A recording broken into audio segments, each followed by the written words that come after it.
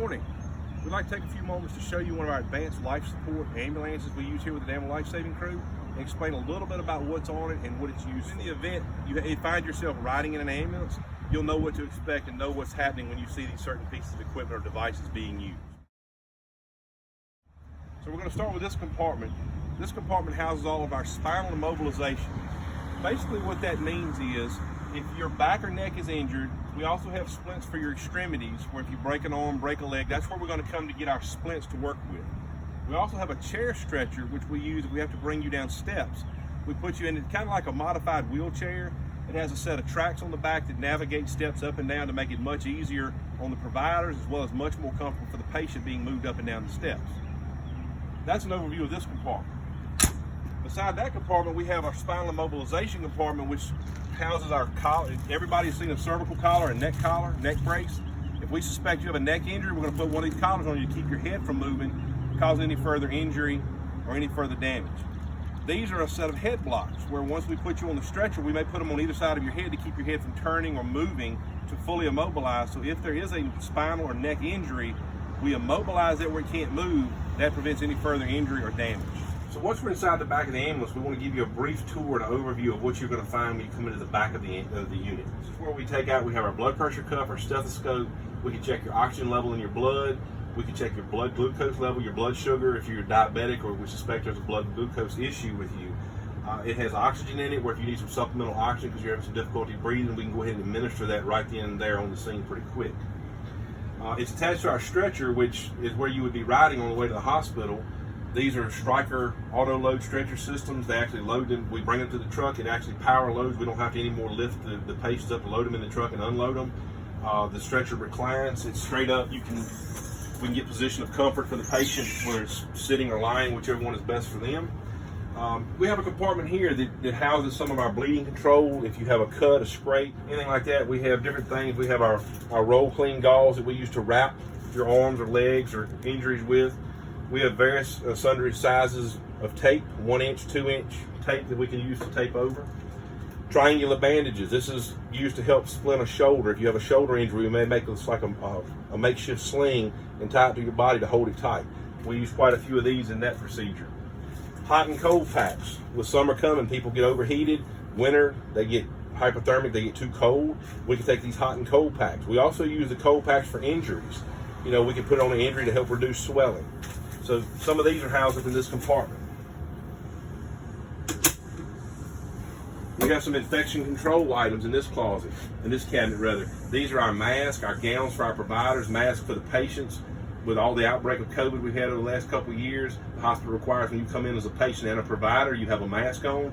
We have a lot of that infection control equipment in this closet here, this cabinet. Let's see. Then we're going to move on to our cardiac monitor. This is our LifePak 15 cardiac monitor. This is where if you're having chest pain, you're having any kind of abnormalities, usually from your belly button to the tip of your head is what we say. If you have any problem there, respiratory, chest pains, anything like that, we're going to do a 12-lead EKG. Same thing they would do when you get to the hospital. And these units are designed to transmit that to the emergency room so the doctor sitting in the emergency room can go ahead and take a look at it while we're in the field. These are also our defibrillator, where if we have a patient that's in cardiac arrest and their heart needs to be shocked because of the rhythm, we can do that with this unit as well. So that's a very good unit. It also checks your oxygen level of your blood the whole time. It'll tell us your pulse rate. We can watch to see what your heart's doing to see if you're having a heart attack or any type of cardiac heart irregularities. So then we move on up, we have airway cabinets here. This is where if you need supplemental oxygen, whether it's pediatric, infants, even for our special needs folks that have the trachs in their throats, we have trach masks for oxygen, adult nasal airways, nasal cannulas for oxygen, face masks for oxygen, CPAP. If you're having problems breathing, you're holding fluid in your lungs, we can actually put the CPAP on to kind of help push that out a little bit and help you breathe a little easier.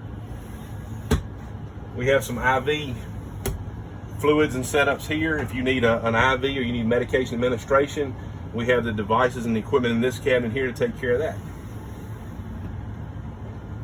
Here we have our radio that we can talk to the emergency room on. If we get out there, any patient we bring in, we want to let them know we're coming with a patient, give them a brief overview of what we've done, what we have, what we think's wrong with the patient, what they're complaining of, and then they tell us where we're going when we get to the hospital, which room we're going to, and if they want us to do any further treatments we haven't done, this is where the doctor will tell us that.